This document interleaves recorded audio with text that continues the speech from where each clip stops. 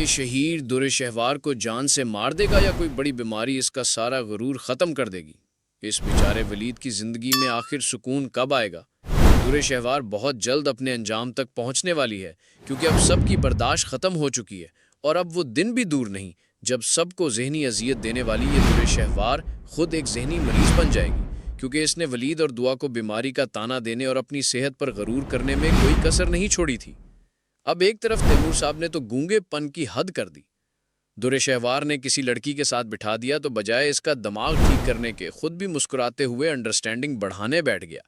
شہیر نے در شہوار سے شادی کر کے اپنی زندگی کی سب سے بڑی غلطی کر لی ہے، لیکن اب اس کی ماں نے بھی فیصلہ کر لیا ہے کہ وہ در شہوار کو شہیر کی زندگی سے نکال کر رہیں گی۔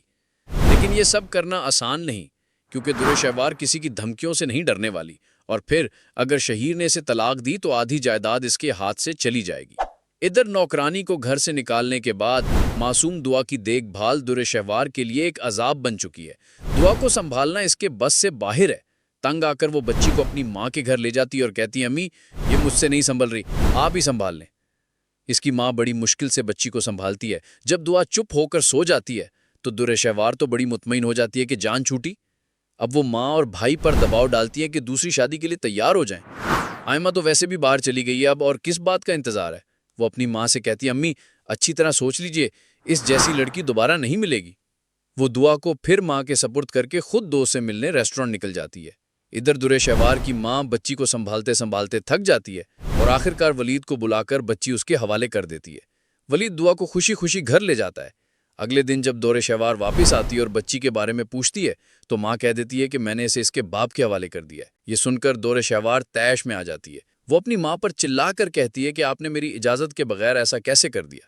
لیکن ماں جذباتی ہو کر کہتی ہے، تم تو لاپرواہ ہو، لیکن مجھے ڈر ہے کہ اس معصوم کی بد دعا نہ لگ جائے۔